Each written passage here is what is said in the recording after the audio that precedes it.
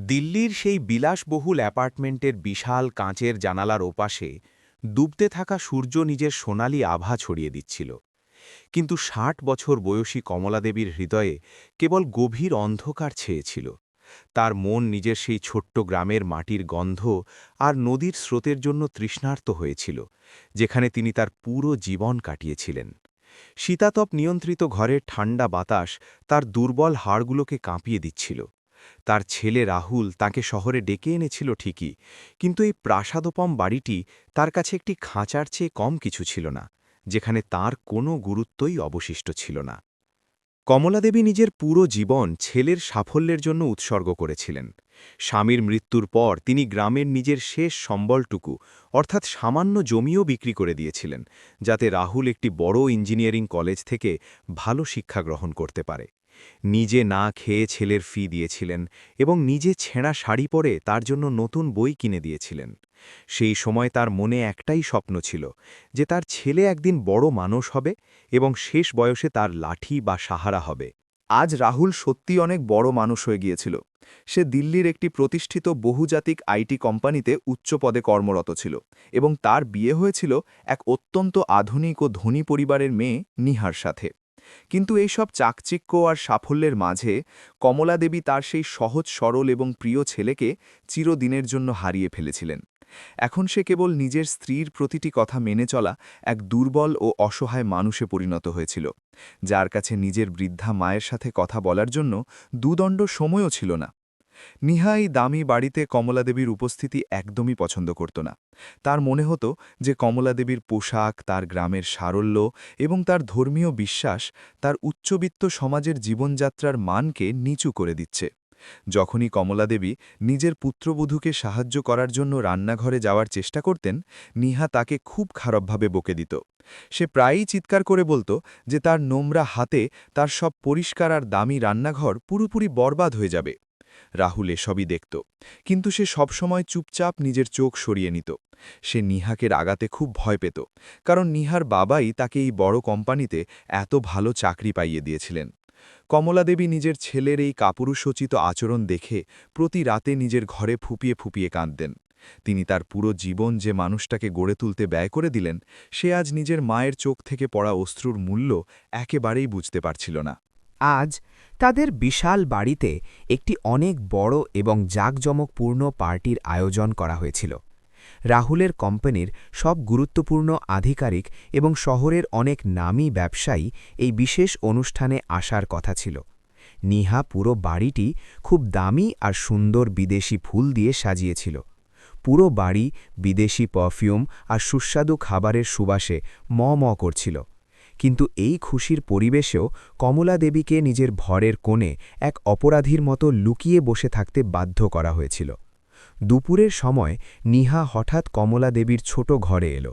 তার চোখে সব সময়কার মতো ঘৃণা আর অবজ্ঞার ভাব পরিষ্কার দেখা যাচ্ছিল। সে খুব কঠোর শব্দে কমলা দেবীকে শক্ত হুঁশিয়ারি দিয়ে বলল যে আজ সন্ধ্যার পার্টিতে তার এই ঘর থেকে বাইরে বেরোনোর একেবারেই অনুমতি নেই। নিহা বলল যে সে চায় না অতিথিদের সামনে এক গেঁয়ো বুড়ি তাদের পরিবারের সম্মান মাটিতে মিশিয়ে দিক। সম্মান মাটিতে মিশিয়ে দেওয়ার এই কঠোর কথাগুলো কমলাদেবীর বুকে এক ধারালো ছুরির মতো বিঁধে গেল। তিনি কিছুই বলতে পারলেন না, শুধু নিজের পুরনো শাড়ির আঁচল দিয়ে চোখের জল চুপচাপ মুছে নিলেন।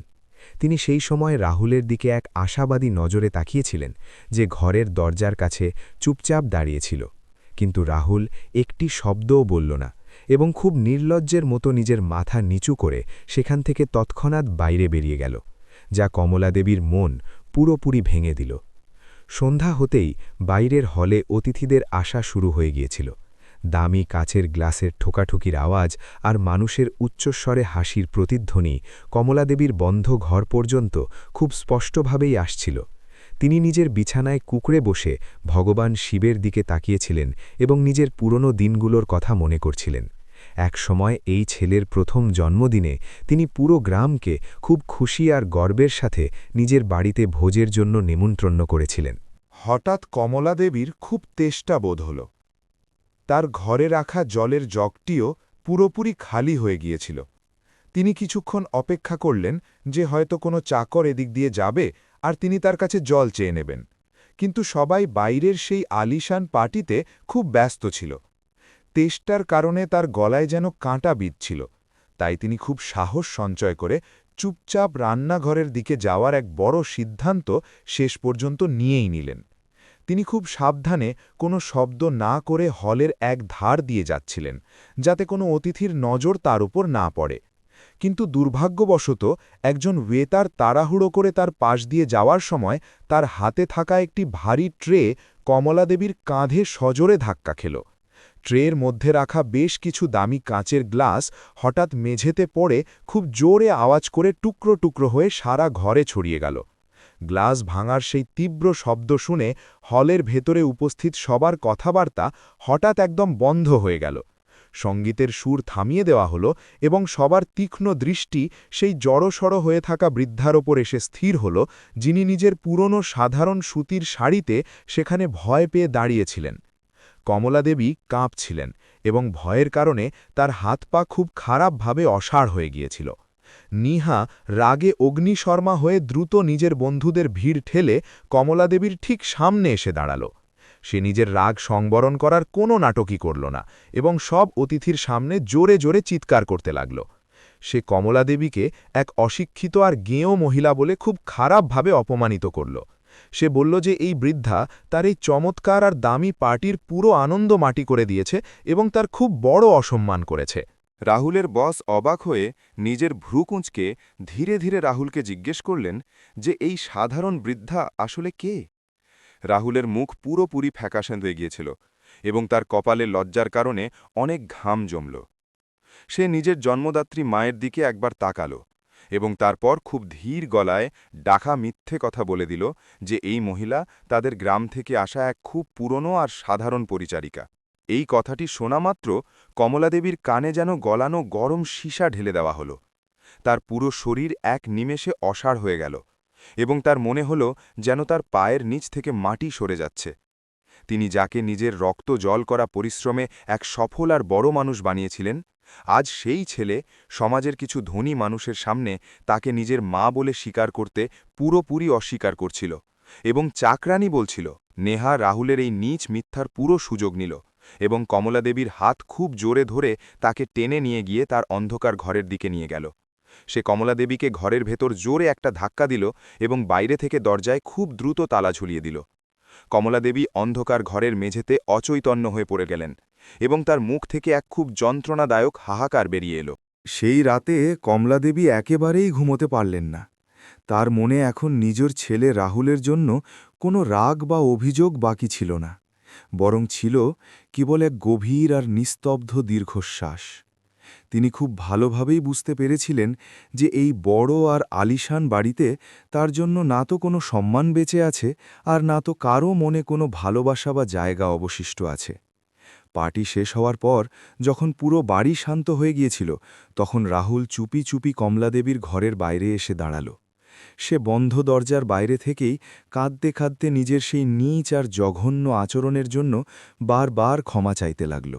সে বলছিল যে সেই বিশেষ পরিস্থিতিতে নিজের চাকরি আর সমাজে নিজের মিথ্যে প্রতিপত্তি বাঁচানোর জন্য তার কাছে এমন ঘৃণ্য মিথ্যে বলা ছাড়া আর কোনো পথ খোলা ছিল না। কমলাদেবী দরজার ভেতর থেকে রাহুলের এই ফাঁপা আর মেকি ক্ষমার কোনো উত্তরই দিলেন না। তার শুকনো ঠোঁটিলে এক খুব অদ্ভুত আর যন্ত্রণাময় হাসি ফুটে উঠেছিল, কারণ তিনি জানতেন যে আজ তার আত্মায় যে ক্ষত লেগেছে তা পৃথিবীর কোনো ওষুধ বা ক্ষমা দিয়ে কোনো দিনও ঠিক হতে পারে না। তিনি দেওয়ালের দিকে পাশ ফিরে শুলেন এবং এক দীর্ঘশ্বাস ফেলে নিজের দুর্ভাগ্যকে পুরোপুরি মেনে নিলেন। পরের দিনের সূর্য নিজের সাথে আরও এক নতুন বিপদ আর এক অনেক বড় তুফান নিয়ে এলো। নিহা নাস্তার টেবিলে রাহুলের সামনে এক খুব বড় আর পরিষ্কার শর্ত রেখে দিল যে সে এখন এই বাড়িতে এই অশিক্ষিত মহিলার সাথে আর একদিনও থাকতে পারবে না। সে নিজের স্বামীকে খুব স্পষ্টভাবে হুমকি দিল যে যদি সে এখনই নিজের মাকে এই বাড়ি থেকে চিরদিনের জন্য বের করে না দেয়, তবে সে তাকে তালাক দিয়ে দেবে। নিহারের ওই ভয়াবহ হুমকি রাহুলের পায়ের তলার মাটি সরিয়ে দিল। সে তার উজ্জ্বল কেরিয়ার আর আলিশান জীবনকে কোনো দামেই বাজি রাখতে চাইছিল না।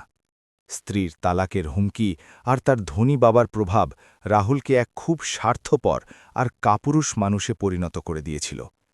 সে নিজের জন্মদাত্রী বৃদ্ধা মায়ের নিঃস্বার্থ প্রেম আর বলিদানকে এক পলকে নিজের মিথ্যে প্রতিপত্তি আর সম্পদের পাল্লায় মেপে পুরোপুরি বিসর্জন দিয়ে দিল। নিজের ঘরের শান্তি বজায় রাখার জন্য রাহুল এক খুব ভয়ঙ্কর আর ঘৃণ্য পরিকল্পনা করল। সে জানত যে তার মা স্বভাবে খুবই ধার্মিক আর ঈশ্বরভীরু মহিলা। সে ভাবল যে যদি সে তার মাকে কোনো পবিত্র তীর্থস্থান দর্শনের অছিলায় বাড়ি থেকে দূরে নিয়ে যায়, তবে সে তাকে খুব সহজেই সেখানে ছেড়ে দিয়ে ফিরে আসতে পারবে। এইভাবে সে নিজের স্ত্রীর রোজকার গঞ্জনা আর হুমকি থেকে চিরকালের জন্য মুক্তি পেয়ে যাবে। রাহুল খুব মিষ্টি আর কপট হাসি নিয়ে তার মায়ের সেই ছোট আর অন্ধকার ঘরে গেল। সে কমলাদেবীর পা ছুঁয়ে নিজের আগের খারাপ ব্যবহারের জন্য মিথ্যে অনুশোচনা দেখাল এবং বলল যে সে তাকে ভগবান শিবের পুণ্যভূমি হরিদ্বারের পবিত্র তীর্থযাত্রায় নিয়ে যেতে চায়। সে খুব চাতুর্যের সাথে বলল যে এই যাত্রায় তাদের ঘরে সুখ শান্তি আসবে এবং তাদের সব পাপ ধুয়ে যাবে। কমলাদেবী নিজের ছেলের এই হঠাৎ বদলে যাওয়া আচরণ দেখে একটু অবাক ঠিকই হলেন, কিন্তু তার নির্মল আর মমতাময় হৃদয় নিজের ছেলের এই ভয়াবহ ষড়যন্ত্রকে একেবারেই চিনতে পারল না। তার মনে হল হয়তো ভগবান তার প্রার্থনা শুনে নিয়েছেন এবং তার ছেলে রাহুল নিজের বড় ভুল বুঝতে পেরেছে। তিনি নিজের পুরনো অ্যাটাচি বের করলেন এবং তাতে ভগবানের একটি ছোট মূর্তি, নিজের শিবপুরাণ বই আর প্রয়োজনীয় কিছু পুরনো কাপড় গুছিয়ে নিলেন। তার মুখে দীর্ঘ সময় পর এক সত্যিকারের আর স্বস্তির হাসি ফিরে এসেছিল।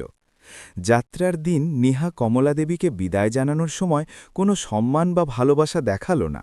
সে নিজের বিলাসবহুল সোফায় বসে নিজের মোবাইল ফোনে পুরোপুরি ব্যস্ত ছিল এবং সে নিজের শাশুড়ির দিকে একবারও ঘুরে তাকাল না। কমলাদেবী ভারাক্রান্ত মনে নিজের ছেলের বাড়ির চৌখাট পার হলেন, যাকে তিনি নিজের রক্ত আর ঘাম দিয়ে গড়েছিলেন। রাহুল তার মায়ের পুরনো স্যুটকেসটি তুলল এবং খুব দ্রুত নিজের দামি গাড়ির দিকে এগিয়ে গেল। ট্রেনের সেই দীর্ঘ সফর কমলাদেবীর কাছে এক খুব সুখদায়ক আর শান্তিপূর্ণ অভিজ্ঞতা মনে হচ্ছিল। তিনি জানালার বাইরে তাকিয়ে সবুজ ক্ষেত আর ছোট ছোট গ্রামগুলোকে দেখছিলেন, যা তাকে তার পুরনো দিনগুলোর কথা মনে করিয়ে দিচ্ছিল। তিনি রাহুলের জন্যে নিজের হাতে ভালোবেসে রুটি বানিয়েছিলেন এবং তাকে নিজের হাতে খাওয়ানোর চেষ্টা করলেন, কিন্তু রাহুল খুব অস্থির আর অন্যমনস্ক মনে হচ্ছিল। তার নজর ক্রমাগত নিজের মোবাইলের স্ক্রিনেই আটকে ছিল। হরিদ্বার স্টেশনে নামতেই ভগবান শিবের নাম আর ঘণ্টার পবিত্র ধ্বনি কমলাদেবীর মনকে এক অদ্ভুত আধ্যাত্মিক শান্তিতে ভরিয়ে দিল। সেখানে সব দিকে ভক্তদের ভিড় ছিল এবং মন্দিরের শিখরে উড়তে থাকা পতাকাকে খুব সুন্দর দেখাচ্ছিল। রাহুল মায়ের হাত ধরে তাকে ভিড়ভাট্টা আর সরু পুরনো গলি দিয়ে নিয়ে গিয়ে একটি খুব প্রাচীন আর বিশাল মন্দিরের প্রধান দরজার দিকে দ্রুত নিয়ে যেতে লাগল। মন্দিরের প্রাঙ্গণে হাজার হাজার পুণ্যার্থীর ভিড় ভগবানের দর্শনের জন্য অধীর আগ্রহে উপচে পড়ছিল। ধূপকাঠির সুবাস আর ফুলের গন্ধে পুরো পরিবেশ খুব পবিত্র আর শুদ্ধ হয়ে গিয়েছিল। কমলাদেবীর চোখে ভগবানের দর্শনের লালসা ছিল এবং তিনি 2 হাত জোড় করে পূর্ণ শ্রদ্ধার সাথে ভগবানের আরতিতে মগ্ন হয়ে গেলেন। রাহুল তার মাকে সিঁড়ির পাশে এক নিরাপদ কোণে বসাল এবং তার পুরনো স্যুটকেসটি তার পাশের মেঝেতে রেখে দিল। রাহুল তার মাকে বলল যে সে তার জন্য প্রসাদ আর খাওয়ার জল নিয়ে এক্ষুনি একটু পরে ফিরে আসছে। সে কমলাদেবীকে নির্দেশ দিল যে তিনি যেন এই জায়গাতেই চুপচাপ বসে থাকেন এবং ভিড়ের মধ্যে কোথাও যেন না যান। কমলাদেবী নিজের ছেলের কথা মেনে নিয়ে সম্মতিতে মাথা নাড়লেন এবং নিজের চোখ বন্ধ করে ভগবানের ধ্যানে পুরোপুরি ডুবে গেলেন। তার নিজের সেই একমাত্র ছেলের উপর পূর্ণ ভরসা ছিল, যার জন্য তিনি নিজের সবকিছু কুরবানি করে দিয়েছিলেন। রাহুল নিজের বৃদ্ধা মাকে সেই অচেনা শহরের ভিড়ের মধ্যে একা ফেলে রেখে খুব দ্রুত উল্টো পায়ে স্টেশনের দিকে দৌড়াতে লাগল। তার বুকে হৃৎপিণ্ড খুব জোরে ধকধক করছিল এবং কপালে ভয়ের কারণে ঘাম এসে গিয়েছিল। তার মনে খুব ভয় ছিল যে পাছে কেউ তাকে নিজের মাকে এইভাবে বেসাহারা অবস্থায় ফেলে রেখে পালাতে দেখে না ফেলে। সে একবারও পেছনে ফিরে তার সেই লাচার আর বৃদ্ধা মায়ের দিকে তাকানোর সাহস করল না। মন্দিরে দর্শনার্থীদের ভিড় ক্রমাগত বাড়তে থাকল এবং সূর্যের তীব্র আলো এখন ধীরে ধীরে কমে আসতে লাগল। কমলাদেবীর সেখানে সিঁড়িতে বসে বেশ কয়েক ঘণ্টা কেটে গিয়েছিল, কিন্তু রাহুলের কোনো পাত্তাই ছিল না। তার বৃদ্ধ আর দুর্বল চোখ সেই বিশাল ভিড়ের মধ্যে ক্রমাগত নিজের ছেলের সেই চেনা মুখটিকে খুব অস্থিরতার সাথে খুঁজছিল। এখন তার মনে এক অজানা ভয় আর খুব উদ্বেগ ধীরে ধীরে তৈরি হতে লাগল। যেমন যেমন সন্ধ্যার অন্ধকার ঘন হতে লাগল, কমলাদেবীর উদ্বেগ আর অস্থিরতা চরমে পৌঁছাল। তিনি তার আশেপাশে দাঁড়িয়ে থাকা অচেনা লোকেদের কাছে নিজের ছেলে রাহুলের ব্যাপারে জিজ্ঞাসা করা শুরু করলেন, কিন্তু কেউ তার কথায় কোনো মনোযোগ দিল না। প্রত্যেকেই নিজের দুনিয়ায় আর ভগবানের ভক্তিতে পুরোপুরি মগ্ন ছিল। কমলাদেবীর গলা শুকিয়ে আসছিল এবং তার পায়ে এখন দাঁড়িয়ে থাকার মতো একেবারেই শক্তি অবশিষ্ট ছিল না। তখনই মন্দিরের এক বৃদ্ধ পূজারী কমলাদেবীকে কাঁদতে দেখে তার কাছে এলেন এবং খুব ভালোবাসার সাথে পুরো বিষয়টি জানতে চাইলেন। কমলাদেবী কাঁদতে কাঁদতে সব বললেন। কমলাদেবী নিজের ছেলের হুলিয়া বর্ণনা করলেন এবং বললেন যে সে প্রসাদ আনতে গিয়েছিল, কিন্তু এখনও ফিরে আসেনি। পূজারী একটি দীর্ঘশ্বাস ফেললেন এবং অত্যন্ত দুঃখের সাথে তাকে সত্যটা জানালেন যে শহরের মানুষ প্রায়ই তাদের বৃদ্ধ আর অসহায় বাবা মাকে এই পবিত্র নগরীতে বেসাহারা অবস্থায় ফেলে রেখে চিরতরে চলে যায়। পূজারীর এই তিতো আর ভয়ানক কথাগুলো কমলাদেবীর হৃদয়কে এক মুহূর্তেই চুরমার করে দিল। তার পুরো শরীর শুকনো পাতার মতো থরথর করে কাঁপতে লাগল এবং চোখের জল বাঁধভাঙা প্লাবনের মতো উপচে করল। যে ছেলেকে তিনি নিজের জীবনের চেয়েও বেশি ভালোবেসেছিলেন, আজ সেই ছেলেই তাকে একটি পুরনো আর ছেঁড়া সুটকেস সম্বল করে এই অজানা শহরের পথে অনাথের মতো মরার জন্য একা ফেলে দিয়ে গিয়েছিল। কমলাদেবী মন্দিরের সেই ঠান্ডা সিঁড়িতে লুটিয়ে পড়ে খুব উচ্চস্বরে কাঁদতে আর বিলাপ করতে লাগলেন। তার সেই যন্ত্রণার আর্তনাদ মন্দিরের ঘণ্টার আওয়াজ আর শঙ্খধ্বনি প্রবল শব্দের আড়ালে পুরোপুরি চাপা পড়ে গেল। তার মনে হচ্ছিল যেন কেউ তার বুক থেকে ধকধক করতে থাকা হৃদয়টাকে খুব নির্মমভাবে টেনে বের করে নিয়েছে। তার মনে বারবার একটাই প্রশ্ন জাগছিল যে তার সেই নিঃস্বার্থ আর খাঁটি ভালোবাসায় এমন কি বড় খামতি রয়ে গিয়েছিল। রাত অনেক গভীর আর হিমশীতল হয়ে গিয়েছিল, কিন্তু কমলাদেবীর জন্য এই রাতটি ছিল তার জীবনের সবচাইতে ভয়ানক আর কালো রাত। তিনি নিজের সেই পুরনো সুটকেসটি বুকে জড়িয়ে মন্দিরের এক অন্ধকার কোণে কুঁকড়ে বসেছিলেন। সেখান দিয়ে যাওয়া কিছু দয়ালু পুণ্যার্থী তার সামনে কিছু টাকা আর খাবার রেখে দিয়েছিল, যা দেখে কমলাদেবীর আত্মা লজ্জা আর অপমানে কুঁকড়ে গিয়েছিল। তিনি কোনো ভিখারি ছিলেন না, বরং এক আত্মমর্যাদাশীল মা ছিলেন। অন্যদিকে রাহুল দিল্লিগামী একটি শীতাতপ নিয়ন্ত্রিত ট্রেনের আরামদায়ক সিটে বসে নিজের বিলাসবহুল বাড়িতে ফিরছিল। সে নিজের মোবাইলের সিম কার্ডটি খুলে বাইরে ফেলে দিয়েছিল, যাতে তার মা কোনোভাবেই তার সাথে যোগাযোগ না করতে পারেন। যদিও তার মনের কোনো এক অন্ধকার কোণে অপরাধবোধের একটি ছোট স্ফুলিঙ্গ অবশ্যই জ্বলছিল, কিন্তু নিহারের রাগের ভয় আর নিজের কেরিয়ারের স্বার্থ সেই স্ফুলিঙ্গের চেয়ে অনেক বড় ছিল। পরদিন সকালে সে যখন বাড়ি পৌঁছল, নিহা খুব খুশির সাথে তাকে উষ্ণ অভ্যর্থনা জানাল। একজন বৃদ্ধা আর অসহায় মহিলা এই মুহূর্তে কি ভয়ানক যন্ত্রণা আর বিপদের মধ্য দিয়ে যাচ্ছেন সে ব্যাপারে তার কোনো ভ্রুক্ষেপই ছিল না। সে রাহুলকে জড়িয়ে ধরে বলল যে এখন এই বাড়িটি পুরোপুরি তাদের নিয়ন্ত্রণে এবং তাদের এই উচ্চবিত্ত জীবনে আর কোনো বাধা বা অশান্তি অবশিষ্ট নেই। হরিদ্বারের সেই পবিত্র ভূমিতে ভোরের প্রথম কিরণের সাথে কমলাদেবী নিজের চোখের জল মুছে নিলেন। তিনি ভগবান শিবের মূর্তির দিকে তাকালেন এবং এই কঠিন ভাগ্যকে নিজের পূর্বজন্মের কর্মফল হিসেবে মেনে নিয়ে পুরোপুরি গ্রহণ করলেন। তিনি স্থির করলেন যে তিনি আর কোনোদিনও সেই স্বার্থপর ছেলের কাছে ফিরে যাবেন না, যে তার পবিত্র মাতৃত্বের এমন চরম অপমাননা করেছে। এখন এই পবিত্র শহরই তার জীবনের শেষ এবং সত্যিকারের ঠিকানা হতে চলেছিল। কমলাদেবী নিজের সুটকেসটি তুললেন এবং মন্দিরের বাইরে ভিখারি আর বেসাহারা বিধবাদের সেই ভিড়ে গিয়ে চুপচাপ দাঁড়িয়ে পড়লেন। তার মুখে এখন কোনো অভিযোগ বা রাগ ছিল না, বরং এক অদ্ভুত নীরবতা আর গভীর শান্তি ছেয়েছিল। তিনি মনে মনে এই দৃঢ় প্রতিজ্ঞা করলেন যে তিনি নিজের এই অসীম দুঃখকে তার সবচাইতে বড় শক্তিতে পরিণত করবেন এবং বাকি জীবনটুকু এই পবিত্র ভূমিতে অন্যের কল্যাণে উৎসর্গ করবেন। হরিদ্বারের পবিত্র কিন্তু অপরিচিত সকাল কমলাদেবীর জীবনে এক সম্পূর্ণ নতুন অধ্যায় শুরু করে দিল। সারা রাত মন্দিরের ঠান্ডা সিঁড়িতে কাঁদার পর তার চোখের জল পুরোপুরি শুকিয়ে গিয়েছিল, তিনি ভগবান শিবের মন্দিরের প্রবেশদ্বারের দিকে ঘুরে 2 হাত জোড় করলেন এবং নিজের এই দুর্ভাগ্যকে পূর্বজন্মের কর্ম হিসেবে সহজভাবে স্বীকার করে নিলেন। তার মনে এখন স্বার্থপর ছেলে রাহুলের জন্য কোনো ঘৃণা বা প্রতিশোধ নেওয়ার ভাবনা ছিল না। তিনি নিজের পুরো জীবন এখন ঈশ্বরের ইচ্ছার উপর ছেড়ে দিয়েছিলেন। মন্দিরের সেই বৃদ্ধ আর দয়ালু পূজারী কমলাদেবীর অসহায় অবস্থা দেখে তাকে কাছেই অবস্থিত একটি প্রাচীন বিধবা আশ্রমের পথ দেখিয়ে দিলেন। কমলাদেবী যখন নিজের পুরনো স্যুটকেস নিয়ে সেই জীর্ণ আশ্রমের প্রধান ফটকে পৌঁছলেন, সেখানকার দৃশ্য দেখে তার মন খুব ভারাক্রান্ত হয়ে গেল। সেখানে শত শত এমন বৃদ্ধা আর অসহায় মহিলা ছিলেন যাদের নিজেদের রক্তের সম্পর্কই এই কঠোর পৃথিবীতে মরার জন্য একা ফেলে দিয়ে গিয়েছিল।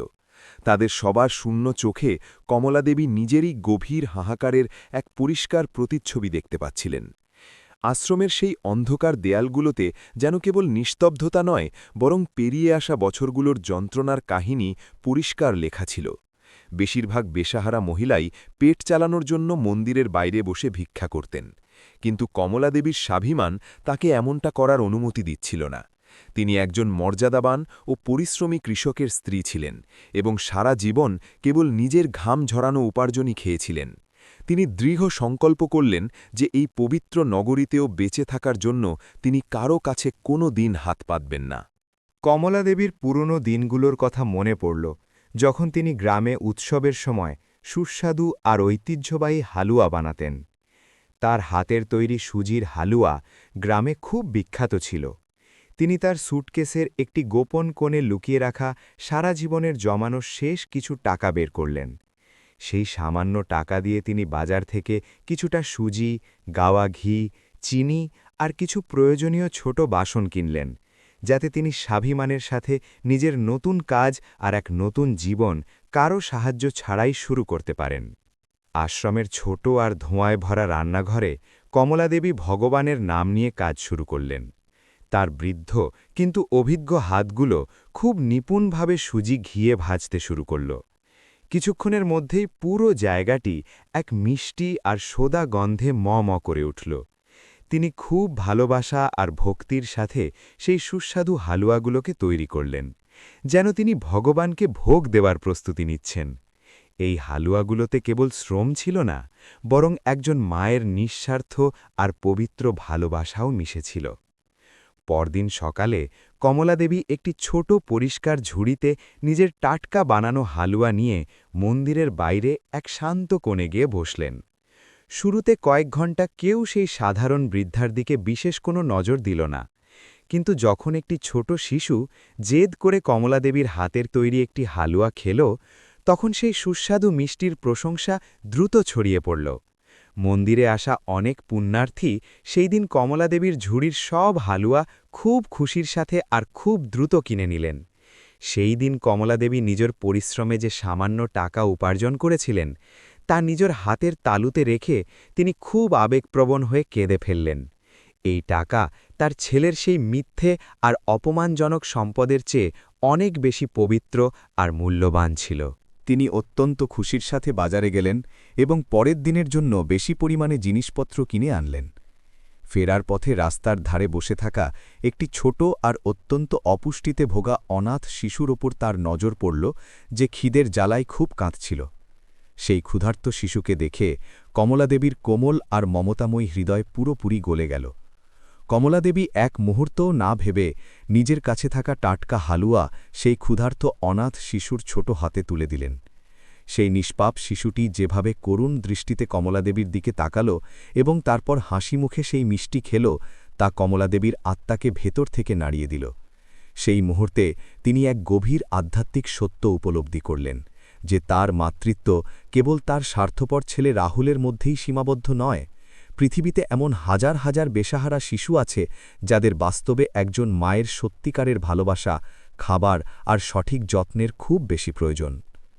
পরদিন থেকে কমলাদেবীর রুটিন আর তার জীবনের একমাত্র উদ্দেশ্য পুরোপুরি বদলে গেল। তিনি খুব ভোরে উঠে হালুয়া বানাতেন, সারাদিন সেগুলো মন্দিরের বাইরে বিক্রি করতেন এবং সন্ধেই নিজের সব উপার্জন দিয়ে অনাথ শিশুদের জন্য ভালো খাবার আর প্রয়োজনীয় ওষুধপত্র কিনে আনতেন। যে মহিলা কিছুদিন আগে পর্যন্ত দিল্লির এক আলিশান বাড়িতে ঘোর নিরাশা আর গভীর বিষাদে ডুবে গিয়েছিলেন, আজ তিনি হরিদ্বারের গলিতে আশার এক মজবুত কিরণ হয়ে উঠেছিলেন। তার দুঃখ এখন এক অনেক বড় শক্তি আর করুণায় রূপান্তরিত হয়েছিল। কমলাদেবীর এই নিঃস্বার্থ সেবা আর অদ্ভুত সমর্পণ দেখে আশ্রমের অন্যান্য বেসাহারা বিধবা মহিলারাও খুব অনুপ্রাণিত হতে লাগলেন। যে মহিলারা জীবনের কাছে হার মেনে নিয়েছিলেন আর কেবল মৃত্যুর অপেক্ষা করছিলেন, তারা কমলাদেবীর এই মহৎ কাজে হাত মেলাতে শুরু করলেন। কোনো মহিলা হালুয়া বানাতে সাহায্য করতেন, তো কোনো মহিলা সেগুলো বাজারে বিক্রির কাজ পুরোপুরি সততার সাথে সামলাতেন। দেখতে দেখতে সেই ছোট রান্নাঘরটি একটি অনেক বড় আর পবিত্র সেবা কেন্দ্রে পরিণত হল, যেখানে প্রত্যেকে একে অপরের কদম মিলিয়ে একসাথে কাজ করত। নিজের এই ছোট কিন্তু অত্যন্ত গুরুত্বপূর্ণ সংস্থার নাম কমলাদেবী খুব ভালোবেসে রাখলেন মায়ের আশীর্বাদ। এই নামটি কেবল একটি সাধারণ শব্দ ছিল না, বরং এটি সেই অসীম আর শর্তহীন ভালোবাসার প্রতীক ছিল যা একজন মা তার সন্তানদের দিয়ে থাকেন। ধীরে ধীরে এই সংস্থার খবর পুরো হরিদ্বার শহর আর আশেপাশের এলাকায় আগুনের মতো ছড়িয়ে পড়ল। অনেক স্থানীয় দানশীল ব্যক্তি আর ভালো মানুষ কমলাদেবীর এই পবিত্র আর মহান প্রচেষ্টায় নিজের পক্ষ থেকে আর্থিক সাহায্য করার জন্য এগিয়ে আসতে লাগলেন, যার ফলে তার কাজের পরিধি আরও বেড়ে গেল। কমলাদেবী এখন কেবল সেই বেসাহারা আর অসুস্থ শিশুদের খাবারই খাওয়াতেন না, বরং তিনি তাদের সবার জন্য বুনিয়াদী শিক্ষা আর ভালো চিকিৎসারও যথাযথ ব্যবস্থা করা শুরু করেছিলেন। যে শিশুরা আগে আবর্জনার স্তূপে খাবার খুঁজত, এখন তারা পরিষ্কার জামাকাপড় পরে কমলাদেবীর কাছে বসে ভগবানের ভজন গাইত আর অক্ষর জ্ঞান শিখত। যখন সেই ছোট নিষ্পাপ শিশুরা কমলাদেবীকে খুব ভালোবেসে আম্মা বলে ডাকত, তখন কমলাদেবীর এমন অনুভব হতো যেন ভগবান তাকে তার সব দুঃখের সবচাইতে সুন্দর আর অমূল্য পুরস্কার দিয়ে দিয়েছেন। একদিন প্রবল বৃষ্টির মধ্যে এক বৃদ্ধা তার খুব অসুস্থ সন্তানকে নিয়ে আশ্রমের বাইরে কাঁদতে কাঁদতে এলেন। সেই ছোট শিশুটির প্রচণ্ড জ্বর ছিল এবং তার চিকিৎসার জন্য টাকা ছিল না। কমলাদেবী তৎক্ষণাৎ নিজের সংস্থার জমানো টাকা থেকে সেই শিশুটিকে শহরের সবচাইতে ভালো হাসপাতালে ভর্তি করালেন এবং বেশ কয়েকদিন রাত জেগে তার সেবা করলেন। যখন সেই শিশুটি পুরোপুরি সুস্থ হয়ে নিজের বাড়িতে ফিরে গেল, তখন পুরো এলাকায় কমলাদেবীর খ্যাতি একজন সাক্ষাৎ দেবীরূপে মজবুতভাবে প্রতিষ্ঠিত হল। সময় খুব দ্রুত বয়ে যাচ্ছিল এবং কমলাদেবীর সেই ছোট সংস্থাটি এখন একটি অনেক বড় অনাথ আশ্রমের রূপ নিয়েছিল। দিল্লির সেই পুরনো জীবন, আলিশান অ্যাপার্টমেন্ট, ক্রূর পুত্রবধূ আর সেই স্বার্থপর ছেলে এখন তার কাছে কোনো পুরনো দুঃস্বপ্ন আর আবঝা স্মৃতির মতো হয়ে গিয়েছিল। কমলাদেবী নিজের মনের ভেতরে চলতে থাকা সেই ভয়ানক যুদ্ধে পুরোপুরি জয়লাভ করেছিলেন, যা তার আপনজনেরাই তার বিরুদ্ধে শুরু করেছিল। তার নির্মল হৃদয়ে এখন যে কোনো প্রকার জাগতিক মোহ, লালসা আর মায়া থেকে চিরতরে পুরোপুরি মুক্ত হয়ে গিয়েছিল। মায়ের আশীর্বাদ সংস্থায় সব ধর্ম আর জাতির শিশু এবং বেসাহারা বৃদ্ধদের সব সময় খোলা মনে স্বাগত জানানো হতো। কমলাদেবী কারো সাথে কোনো বৈষম্য করতেন না, কারণ তিনি বিশ্বাস করতেন যে খিদে আর যন্ত্রণার কোনো জাতি হয় না। তিনি সবাইকে রামায়ণের শিক্ষামূলক কাহিনী শোনাতেন এবং তাদের জীবনে সব সময় সত্য আর সততার পথে চলার গুরুত্বপূর্ণ শিক্ষা দিতেন। তার পুরো জীবন কর্মযোগের এক জীবন্ত আর সবচাইতে মহান উদাহরণ হয়ে উঠেছিল, যা দেখে সেখানে আসা প্রতিটি মানুষ খুব অবাক হতো। বড় বড় সংবাদপত্রের সাংবাদিক আর টিভি চ্যানেলের লোকেরা এখন কমলাদেবীর এই আদর্শ কাজের সাক্ষাৎকার নেওয়ার জন্য আশ্রমে আসতে শুরু করেছিলেন। কিন্তু কমলাদেবী সবসময় ক্যামেরা আর মিডিয়ার চাকচিক্য থেকে দূরে থাকতেন। তিনি খুব বিনম্রতার সাথে বলতেন যে তিনি কোনো মহান কাজ করছেন না, বরং এসব কেবল ভগবানের কৃপা। তিনি কেবল একজন সাধারণ মা, যিনি নিজের বেসাহারা সন্তানদের পেট ভরানোর একটি ছোট চেষ্টা করছেন। তার এই নিঃস্বার্থ সরলতা আর সাদামাটা জীবন প্রত্যেককে তার সামনে মাথা নোয়াতে বাধ্য করত। প্রতিদিন সন্ধ্যায় যখন আশ্রমের আঙিনায় সব শিশু আর বৃদ্ধরা একসাথে মিলে ভগবানের আরতি গাইত, তখন কমলাদেবীর চোখ খুশির জলে ভিজে যেত। তিনি যেন কাদা থেকে এক সুন্দর আর পবিত্র পদ্মফুল ফুটিয়েছিলেন। যে ছেলে তাকে এক বোঝা মনে করে সমাজের সামনে অপমানিত করেছিল, সেই মা আজ পুরো সমাজকেই নিজের আপন করে নিয়েছিলেন। তার মুখে এমন এক তেজ আর সন্তুষ্টি চলে এসেছিল যা দুনিয়ার কোনো বড় সম্পদ দিয়ে কোনো দিন কেনা সম্ভব নয়। কমলাদেবী তার জীবনের সবচাইতে ভয়ানক রাতটিকে তার সবচাইতে বড় সাফল্যে পরিণত করেছিলেন।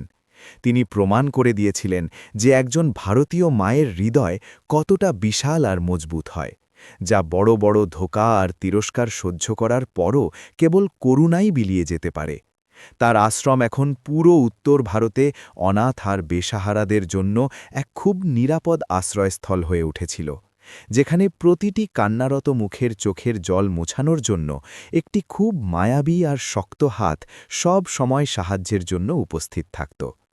5 বছরের দীর্ঘ সময় দেখতে দেখতে খুব শান্তি আর স্বস্তির সাথে হরিদ্বারের এই পবিত্র অলিগলিতে কেটে গিয়েছিল। কমলাদেবীর বয়স এখন 65 বছর। কমলাদেবী এখন 65 বছর বয়সী এক দুর্বল শরীরের বৃদ্ধা হয়ে গিয়েছিলেন। তার এই নতুন আর নিঃস্বার্থ জীবনে এখন রাহুলের কোনো পুরনো স্মৃতির জন্য একটি ফোঁটা চোখের জলও বাকি ছিল না। কিন্তু অন্যদিকে নিয়তির সেই কঠোর চাকা যা কর্মের হিসাব রাখে, তা দিল্লির সেই গগনচুম্বী অট্টালিকায় থাকা রাহুলের অহংকার এখন পুরোপুরি চুরমার হয়ে গিয়েছিল। গত 5 বছরে সে নিজের কোম্পানিতে কিছু অত্যন্ত বেআইনি কাজ করেছিল, যার ফলে তার ওপর বিশাল জরিমানা চাপানো হয়েছিল। তার চাকরি চলে গিয়েছিল এবং শহরের সব নামি দামি মানুষ তার থেকে মুখ ফিরিয়ে নিয়েছিল। কিন্তু রাহুলের জীবনের সব চাইতে বড় আর ভয়ানক বিষ তখনও বাকি ছিল, যা সহ্য করা তার জন্য খুব কঠিন হয়ে পড়ছিল। যখন তার ধন সম্পদ আর খ্যাতি পুরোপুরি শেষ হয়ে গেল, তখন তার আধুনিক আর স্বার্থপর স্ত্রী নেহা নিজের আসল আর ভয়ানক রূপ দেখাতে শুরু করল। নেহা রাহুলের ব্যাঙ্ক অ্যাকাউন্ট থেকে বেঁচে থাকা সব টাকা চুপচাপ সরিয়ে নিল এবং তাকে এক বিশাল ঋণের বোঝার নিচে ফেলে দিয়ে চিরদিনের জন্য নিজের ধনী বাবার বাড়ি চলে গেল। নেহা নিজের সাথে তার 5 বছরের ছোট আর অসুস্থ ছেলে আদিত্যকেও নিয়ে যাওয়ার জন্য একেবারেই রাজি ছিল না। সে সেই নিষ্পাপ শিশুটিকে রাহুলের কাছে এক ভারী বোঝার মতো নির্দয়ভাবে ফেলে রেখে তালাকের নোটিশ পাঠিয়ে দিল। যে রাহুল নিজের স্ত্রীর খুশি আর আভিজাত্যের জন্য নিজের জন্মদাত্রী বৃদ্ধা মাকে ঘর থেকে বের করে দিয়েছিল, আজ সেই রাহুল নিজের স্ত্রীর দ্বারায় খুব নির্মমভাবে রাস্তায় নিক্ষিপ্ত হয়েছিল। রাহুলের মাথায় দুঃখের এক অনেক বড় পাহাড় সেই দিন ভেঙে পড়ল যখন ছোট আদিত্য হঠাৎ তীব্র ঝড়ে ছটফট করতে লাগল। ডাক্তাররা পরীক্ষার পর এক ভয়ানক রোগের কথা জানালেন, যার চিকিৎসা আর বড় অস্ত্রোপচারের জন্য লক্ষ লক্ষ টাকার জরুরি প্রয়োজন ছিল। রাহুলের কাছে এখন নিজের বাচ্চার চিকিৎসার জন্য একটি পয়সাও অবশিষ্ট ছিল না এবং তার সব পুরনো বন্ধুরা তাকে ঋণ দিতে পরিষ্কার অস্বীকার করে দিয়েছিল। সেই রাতে রাহুল নিজের ছোট ভাড়া করা দুর্গন্ধযুক্ত ঘরে নিজের অসুস্থ আর অচৈতন্য ছেলেকে বুকে জড়িয়ে ফুঁপিয়ে ফুঁপিয়ে খুব জোরে কেঁদেছিল। তার হঠাৎ নিজের সেই বৃদ্ধা আর অসহায় মায়ের কথা খুব মনে পড়ল, যাকে সে ঠিক এইভাবেই এক অজানা শহরে মরার জন্য পুরোপুরি একা ছেড়ে দিয়ে এসেছিল। আজ নিয়তি তাকে ঠিক সেই মোড়ে এনে দাঁড় করিয়ে দিয়েছিল যেখানে সে নিজের ছেলের জীবনের ভিক্ষা চেয়ে পুরোপুরি অসহায় বোধ করছিল। কর্মের এই কঠোর আর নির্দয় আঘাত রাহুলের আত্মাকে ভেতর থেকে খুব খারাপভাবে বিদীর্ণ করছিল। সে এখন এটা খুব ভালোভাবেই বুঝতে পারছিল যে যখন একজন মায়ের মন ভেঙে যায়, তখন তার দীর্ঘশ্বাস সরাসরি ভগবানের কাছে পৌঁছায়। সে নিজের মায়ের সাথে যে মহাপাপ করেছিল, আজ তারই খফনাক সাজা তার এই নিষ্পাপ বাচ্চাকে নিজের জীবনের বাজি রেখে চুকোতে হচ্ছিল। নিজের বাচ্চার তিল তিল করে মৃত্যু দেখা যে কোনো বাবার জন্য পৃথিবীর সবচাইতে ভয়ানক আর অসহ্য যন্ত্রণা। যখন দিল্লির সব বড় হাসপাতাল টাকা ছাড়া আদিত্যর চিকিৎসা করতে পরিষ্কার মানা করে দিল, তখন এক দয়ালু নার্স রাহুলকে এক অত্যন্ত গুরুত্বপূর্ণ পরামর্শ দিল। সে রাহুলকে জানাল যে উত্তরাখণ্ডের পবিত্র শহর হরিদ্বারে একটি অত্যন্ত মহান সংস্থা আছে যা গরিব আর গুরুতর অসুস্থ শিশুদের বিনামূল্যে চিকিৎসা করায়। সেই নার্স জানাল যে সেই সংস্থার নাম মায়ের আশীর্বাদ এবং এটি একজন খুব পবিত্র আর বৃদ্ধা মহিলা চালান, যাকে মানুষ সাক্ষাৎ দেবীর রূপ মনে করে। এ কথা শুনে রাহুলের নিভে যাওয়া হৃদয়ে হঠাৎ এক আশার কিরণ জেগে উঠল। সে নিজের বেঁচে থাকা সামান্য কিছু জিনিসপত্র জলের দরে বিক্রি করে মাত্র কয়েকশো টাকা জোগাড় করল, যাতে সে কোনোভাবে নিজের মুমূর্ষু বাচ্চাকে নিয়ে সেই পবিত্র শহর হরিদ্বারে সুরক্ষিতভাবে পৌঁছতে পারে। ট্রেনের সেই দীর্ঘ আর ক্লান্তিকর সফর রাহুলের কাছে কোনো ভয়ানক আর ডরানো দুঃস্বপ্নের চেয়ে কম কিছু ছিল না। তার কোলে শুয়ে থাকা ছোট আদিত্যর শ্বাসপ্রশ্বাস এখন ধীরে ধীরে খুব দুর্বল হয়ে আসছিল এবং তার শরীর তীব্র জ্বরে পুড়ে যাচ্ছিল। রাহুল প্রতি মুহূর্তে ভগবানের কাছে কেঁদে এঁদে এটাই প্রার্থনা করছিল যে তার বাচ্চার যেন কিছু না হয় এবং সে যেন কোনোভাবে সেই মহান সংস্থায় সময়ে পৌঁছে যেতে পারে, যাতে তার ছেলের প্রাণ বাঁচে। 5 বছর পর রাহুল আরও একবার হরিদ্বার রেলওয়ে স্টেশনের সেই পবিত্র জমিতে নিজের টলমল পায়ে পা রাখল। কিন্তু এইবার সে কোনো অহংকারী আর সফল মানুষ ছিল না, বরং এক পরাজিত, ভেঙে পড়া আর পুরোপুরি লাচার বাবা ছিল, যে নিজের বাচ্চার জীবনের ভিক্ষা পাওয়ার জন্য দাঁড়ে দাঁড়ে ঘুরতে প্রস্তুত ছিল। স্টেশনের সেই ভিড় আর সেখানকার পরিবেশ তাকে তার সেই ভয়ানক আর জঘন্য অতীতের কথা বারবার মনে করিয়ে দিচ্ছিল। হরিদ্বারের সেই সরু আর পুরনো গলি দিয়ে যাওয়ার সময় রাহুলের চোখের সামনে তার মায়ের সেই ভীত আর নিষ্পাপ মুখ বারবার ভেসে উঠছিল। তার মনে পড়ছিল কিভাবে সে নিজের জন্মদাত্রী মাকে এই অজানা শহরের ভিড়ে একটি পুরনো সুটকেস সম্বল করে চিরকালের জন্য একা ছেড়ে দিয়েছিল। তার বুক খুব জোরে ধকধক করছিল এবং চোখ থেকে অনুশোচনার বড় বড় অশ্রুবিন্দু অনবরত ঝরে তার বাচ্চার ফ্যাকাশে হয়ে যাওয়া মুখে পড়ছিল। স্থানীয় লোকেদের কাছে জিজ্ঞেস করতে করতে আর নিজের বাচ্চাকে 2 হাতে বুকে জাপটে ধরে রাহুল অবশেষে সেই বিখ্যাত আশ্রমের বড় দরজার সামনে পৌঁছে গেল। বাইরে একটি অনেক বড় আর সুন্দর বোর্ড লাগানো ছিল, যাতে বড় বড় অক্ষরে মায়ের আশীর্বাদ লেখা ছিল।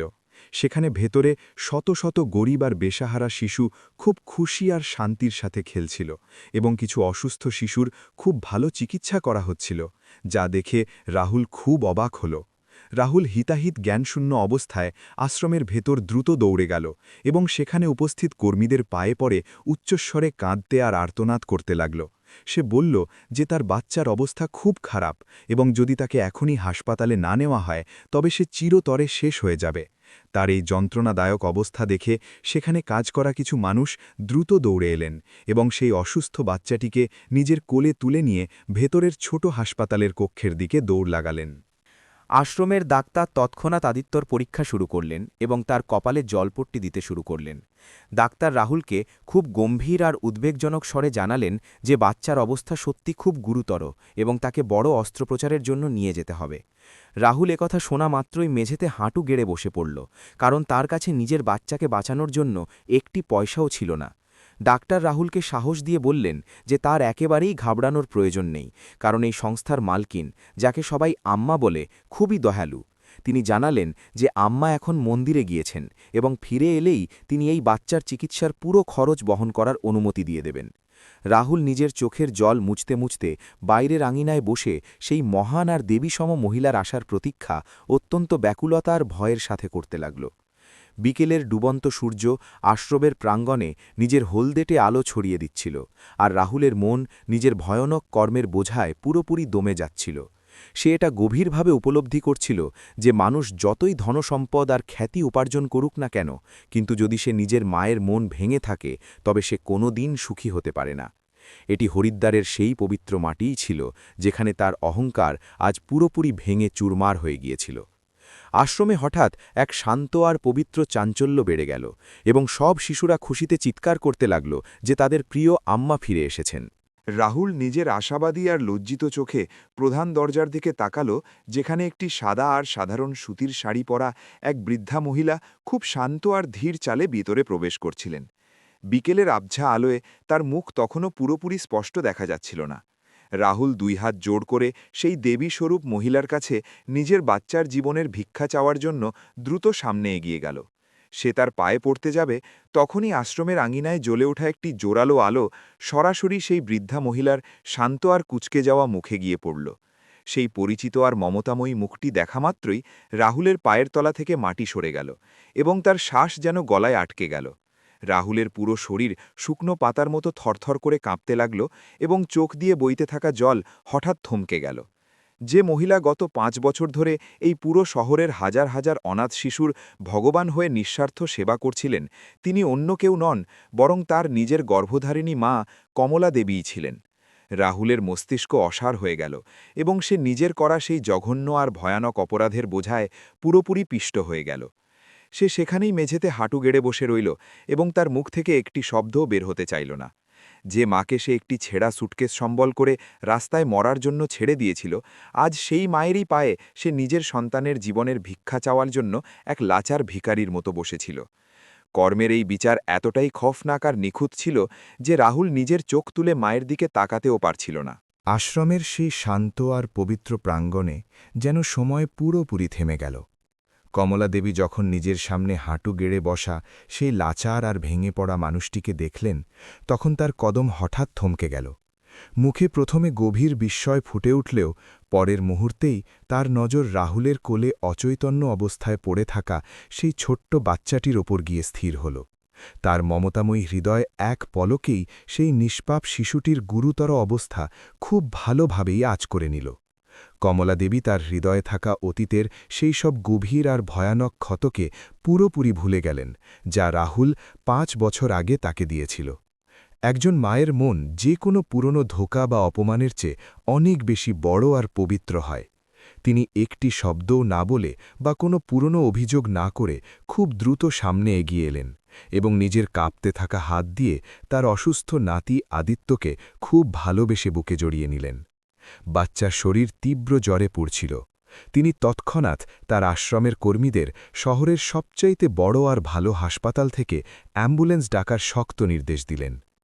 রাহুল লজ্জা আর গভীর অপরাধবোধের কারণে নিজের নজর মেঝে থেকে একেবারেই তুলতে পারছিল না, কিন্তু কমলাদেবী তার দিকে মনোযোগ দেওয়ার বদলে নিজের পুরো ধ্যান কেবল সেই ছোট্ট প্রাণটিকে বাঁচানোর ওপর নিবদ্ধ করলেন। কিছু মিনিটের মধ্যেই অ্যাম্বুলেন্স সেখানে পৌঁছে গেল এবং কমলাদেবী নিজেই সেই বাচ্চাটিকে নিজের কোলে নিয়ে খুব দ্রুত হাসপাতালের দিকে রওনা হলেন। হাসপাতালের জরুরি বিভাগের বাইরের পরিবেশ খুব বেশি উত্তেজনাপূর্ণ আর ভীতিজনক ছিল। প্রবীণ ডাক্তারদের একটি বড় দল তৎক্ষণাৎ সেই ছোট্ট বাচ্চাটির পরীক্ষায় লেগে গেল। কিছুক্ষণ পর প্রধান ডাক্তার বাইরে এসে গম্ভীর স্বরে জানালেন যে বাচ্চার হার্টে খুব জটিল সমস্যা আছে এবং তার প্রাণ বাঁচানোর জন্য এক্ষুনি একটি বড় অস্ত্রোপচার করতে হবে। এই পুরো প্রক্রিয়ায় কয়েক লক্ষ টাকার বিশাল খরচ হতে চলেছিল, যা শুনে রাহুল পুরোপুরি ভেঙে পড়ে মেঝেতে বসে পড়ল। রাহুল জানত যে তার কাছে এখন একটি টাকাও অবশিষ্ট নেই এবং সে নিজের বাচ্চাকে মৃত্যুর মুখে যেতে দেখা ছাড়া আর কিছু করতে পারবে না। কিন্তু তখনই কমলাদেবী কোনো দ্বিধা না করে নিজের সংস্থার সেই বিশেষ অ্যাকাউন্টের চেকবই বের করলেন, যাতে তিনি নিজের বার্ধক্য আর জরুরি অবস্থার জন্য পাই পাই করে টাকা জমিয়ে রেখেছিলেন। তিনি এক মুহূর্তও না ভেবে সেই বড় অঙ্কের চেক তৎক্ষণাৎ ডাক্তারের হাতে তুলে দিলেন এবং বললেন যে বাচ্চার প্রাণ যেন যে কোনো মূল্যে বাঁচে। নিজের মায়ের এই অসীম আর নিঃস্বার্থ ত্যাগ দেখে রাহুলের আত্মা পুরোপুরি বিদীর্ণ হয়ে গেল। যে সম্পদ আর মিথ্যে আভিজাত্যের খাতিরে সে নিজের জন্মদাত্রী মাকে এক অন্ধকার ঘরে বন্দি করে ঘর থেকে বের করে দিয়েছিল, আজ সেই মা নিজের জীবনের সব সঞ্চয় তার বাচ্চার জীবন বাঁচানোর জন্য কোনো ইতস্তত না করে বিলিয়ে দিচ্ছিলেন। সে হাসপাতালের সেই ঠান্ডা মেঝেতে শুয়ে খুব জোরে জোরে আর ফুঁপিয়ে ফুঁপিয়ে কাঁদতে লাগল। কিন্তু এখন তার চোখের জলের কোনো দাম ছিল না।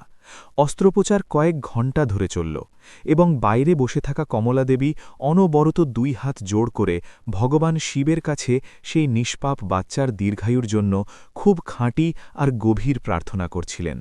তার ঠোঁটে অনবরত ভগবানের নাম ছিল এবং চোখ দিয়ে করুণার অশ্রু বইছিল। রাহুল দূরে এক কোণে কুঁকড়ে বসেছিল।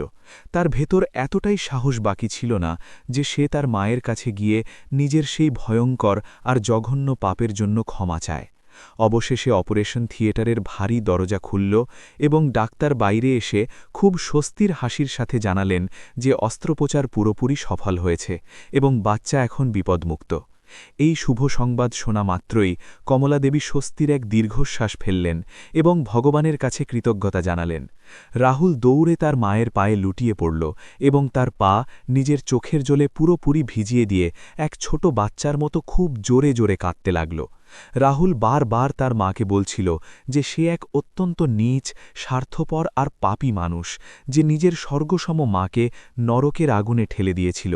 সে কাঁদতে কাঁদতে নিজের অহংকার আর নিহার প্ররোচনায় দেওয়া ধোঁকা বা অপমানের পুরো কাহিনী তার মাকে বিস্তারিত বলে শোনাল সে কাতরে বলছিল যে সে নিজের কৃতকর্মের সবচাইতে ভয়ঙ্কর আর খফনাক সাজা পেয়ে গিয়েছে এবং এখন সে তাকে ছাড়া এক মুহূর্তও আর এই পৃথিবীতে থাকতে চায় না। কমলা দেবী খুব ভালোবাসা আর করুণার সাথে নিজের সেই অনুতপ্ত ছেলেকে মেঝে থেকে তুললেন এবং তাকে নিজের বুকে জড়িয়ে নিলেন।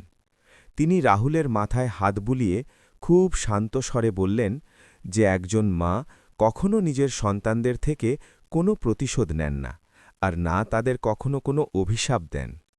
তিনি বললেন যে যা কিছু হয়েছে তা সবই বিধিলিপি ছিল এবং পূর্বজন্মের কর্মের এক অত্যন্ত অটল আর কঠোর খেলা ছিল, যাকে বদলানো সম্ভব ছিল না। কমলাদেবী নিজের ছেলেকে বোঝালেন যে ধনসম্পদ, খ্যাতি আর মিথ্যে প্রতিপত্তি সব কিছু একদিনেই মাটিতেই মিশে যায়। কেবল মানুষের ভালো কর্ম আর তার সত্যিকারের ভালোবাসাই সবসময় তার সাথে থাকে। তিনি বললেন যে হরিদ্বারের এই পবিত্র ভূমি তাকে জীবনের সবচাইতে বড় আর সত্যিকারের পাঠ শিখিয়ে দিয়েছে। এখন তার মনে রাহুলের জন্য কোনো ঘৃণা বাকি নেই, বরং তিনি খুশি যে ভগবান অবশেষে তার ছেলেকে সঠিক পথ আর সত্য দেখিয়ে দিয়েছেন। পরের দিন যখন সংবাদপত্র আর নিউজ চ্যানেলে এই অদ্ভুত আর হৃদয়বিদারক ঘটনার পুরো খবর ছাপা হল, তখন পুরো দেশের চোখ জলে ভিজে গেল। একজন মায়ের এই অতুলনীয় ক্ষণা আর তার অসীম বলিদান পৃথিবীর সেই প্রতিটি মানুষকে ভেতর পর্যন্ত নাড়িয়ে দিল, যারা নিজের বাবা মাকে এক ভারী বোঝা মনে করে। কমলাদেবীর কাহিনী কেবল এক দুঃখী মায়ের গল্প হয়ে থাকেনি, বরং তা মানবতা, করুণা আর সত্যিকারের মাতৃত্বের এক অত্যন্ত মহান আর অমর প্রতীক হয়ে উঠেছিল। রাহুল নিজের পুরনো পৃথিবী আর সেই মিথ্যে সমাজকে চিরকালের জন্য ত্যাগ করল। সে নিজের বাচ্চা আদিত্যর সাথে সেই পবিত্র আশ্রমে থেকেই তার মায়ের সেই মহান সেবামূলক কাজে নিজের পুরো জীবন উৎসর্গ করান এক অত্যন্ত পাকাপোক্ত আর দৃঢ় সংকল্প নিল। এখন সে কোনো বড় আধিকারিক নয়, বরং সেই অনাথ শিশুদের এক সত্যিকারের সেবকে পরিণত হয়েছিল। সেই দিনের পর থেকে সেই আশ্রমে মা আর ছেলের সেই পবিত্র আর নিঃস্বার্থ ভালোবাসা চিরস্থায়ী হয়ে গেল।